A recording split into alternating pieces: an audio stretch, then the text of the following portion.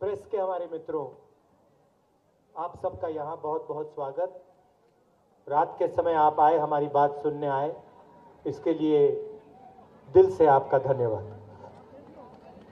ये यात्रा हमने कन्याकुमारी में शुरू की और अब 2300 किलोमीटर से ज्यादा हम और हमारे यात्री चले हैं।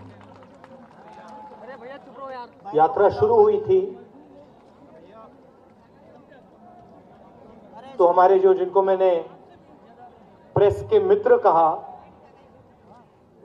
मित्र तो हैं मगर हमारे बारे में इतना दिखाते नहीं हैं।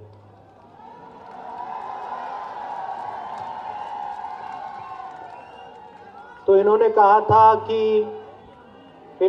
कि हाँ, केरला में बहुत अच्छा रिसेप्शन हुआ है, मगर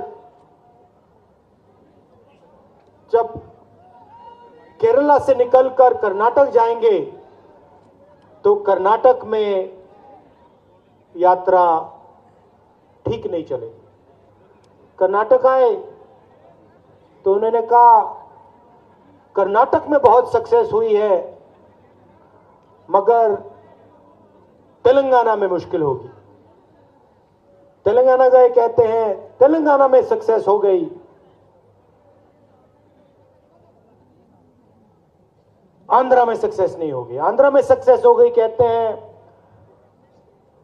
साउथ में यात्रा चल गई। अब महाराष्ट्र में बीजेपी की सरकार है, यात्रा नहीं चलेगी। भयंकर रिस्पांस आया महाराष्ट्र से, सबसे बेहतर रिस्पांस महाराष्ट्र से आया। फिर कहते हैं महाराष्ट्र में चल गई, अब मध्य प्रदेश में तो हिंदी बेल्ट में तो फेल होगी। पता लगा मध्य प्रदेश ने महाराष्ट्र को पीछे छोड़ दिया और अब कमलनाथ जी को मैंने चैलेंज दिया था।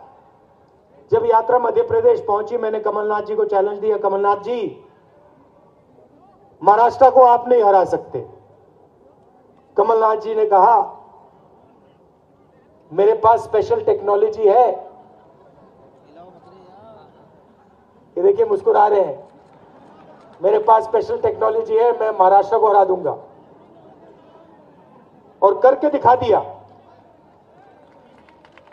और अब कमलनाथ जी ने राजस्थान को चैलेंज दिया है कि मध्य प्रदेश को राजस्थान पीछे नहीं छोड़ सकता। तो अब देखना राजस्थान में क्या होता है। मगर सारे रास्ते मैं आपको बताऊं, भैया एक सेकंड, हर स्टेट में, हर शहर में, हर गांव में हिंदुस्तान की जनता ने इस यात्रा को मोहब्बत, इज्जत, प्यार दिया और मदद की। आप यात्रियों से मिलोगे, उनसे आप पूछना, ढाबों में उनको पैसा नहीं देना पड़ा। लोगों ने उनसे कहा आप भारत जोड़ रहे हो, हम आपसे 1 रुपया नहीं लेंगे। लोगों ने पानी दिया, किसी को चोट लगी घर में ले जाकर मदद की, दवाई लगाई, कोई गिरे उनको लोग अस्पताल ले गए। तो आपने, हिंदुस्तान की जनता ने, सबने इस यात्रा को अपना प्यार, मदद दी। और मैं जानता हूं कि राजस्थान की जनता इस यात्रा को पूरा समर्थन देगी, अपनी पूरी शक्ति, अपनी पूरा प्यार इस यात्रा में डाल देगी। इस यात्रा की जरूरत क्या पड़ी? जब हमने शुरू की थी, लोगों ने कहा भारत को जोड़ने की क्या जरूरत? बीजेपी ने पूरे देश में डर फैला रखा है। आपने कहा, दोतासरा जी ने कहा कि मैं डर और नफरत को मिटा रहा हूं। नफरत को मिटाने की कोई जरूरत नहीं होती है। अगर आपने डर मिटा दिया, अपने आप नफरत खत्म हो जाती है। जिसके दिल में डर नहीं होता है, उसके दिल में नफरत नहीं हो सकती है। ये मैं नहीं कह रहा हूं, ये हम सब का धर्म कहता है, ये हर धर्म कहता है। जो डरता नहीं है वही प्यार कर सकता है, जो डरता है वो प्यार नहीं कर सकता है। ये सच्चाई है। तो मैं डर को मिटाना चाहता हूं। आप पूछो कौन से डर को? जो किसानों के दिल में बीजेपी की सरकार ने डाला है, जो छोटे व्यापारियों, स्मॉल और मीडियम बिजनेस वालों के दिल में नोटबंदी करके, जीएसटी लागू करके और कोरोना में किसी की मदद नहीं करके डाला है, जो युवाओं के दिल में बेरोजगारी फैलाकर डर डाला है, उस डर को मैं मिटाना चाहता हूं। और अंत में जो बीजेपी के लोगों के दिल में और आरएसएस के लोगों के दिल में डर है, उसको मिटाना चाहता हूं। मैं उनसे नफरत नहीं करता हूं,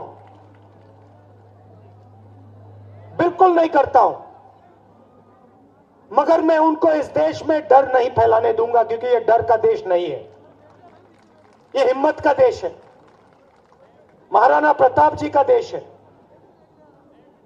यह किसी से नहीं डरता और इसको डराया नहीं जा सकता है। तो यात्रा में हमने नारा दिया, डरो मत। डरने की कोई जरूरत नहीं है, और अगर डरोगे नहीं, नफरत नहीं पैदा हो सकती। पूरा देश बेरोजगारी में डूबा है, महंगाई बढ़ती जा रही है, और पूरा का पूरा फायदा, पूरा का पूरा धन 3-4 उद्योगपतियों के हाथ में जा रहा है। चाहे वो पोर्ट्स हो, एयरपोर्ट्स हो, सड़कें हो, अस्पताल हो, स्पोर्ट्स हो, जो भी इस देश में धंधा है, सारा का सारा 3-4 लोगों के हाथ जा रहा है। इससे देश का फायदा नहीं होगा, महंगाई से, बेरोजगारी से देश का फायदा नहीं होगा।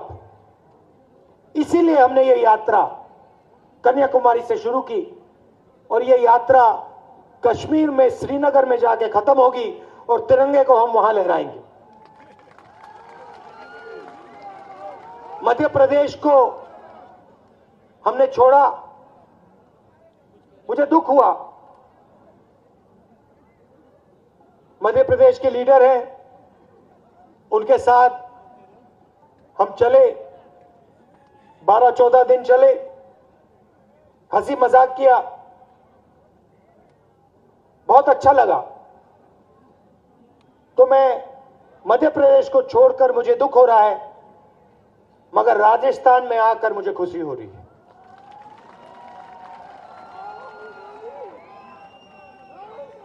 यात्रा में हम लंबे भाषण नहीं देते। अभी मैंने अशोक गहलोत जी से कहा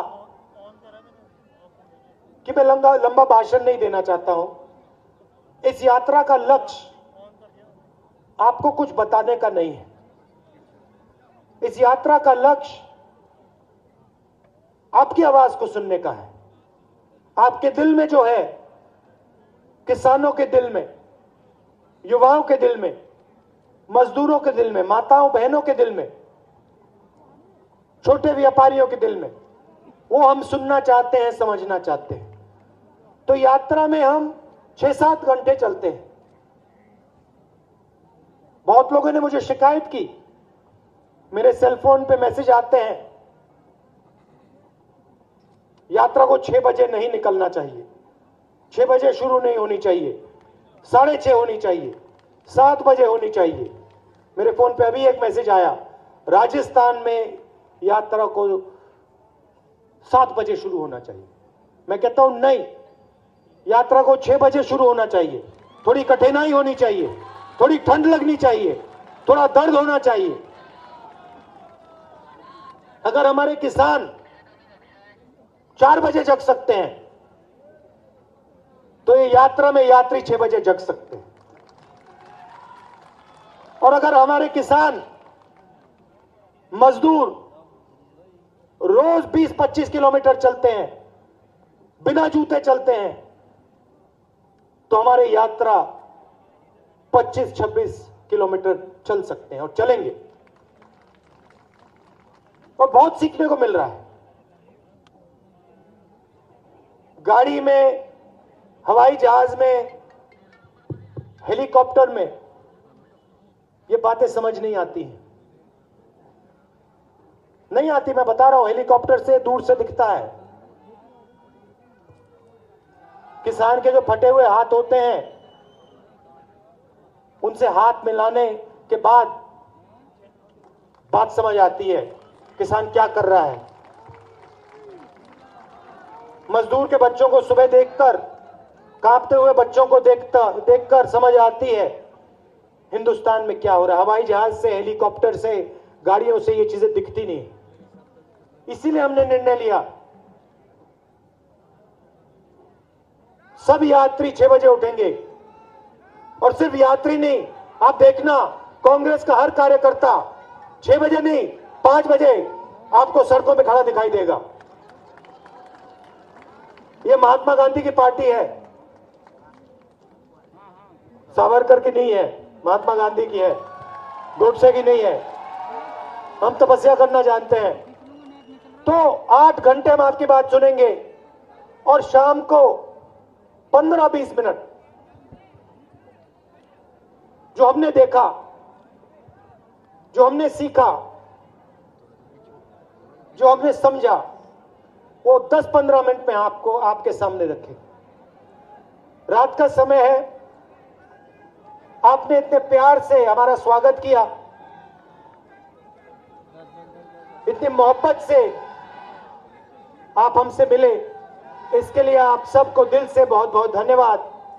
नमस्कार, जय हिंद।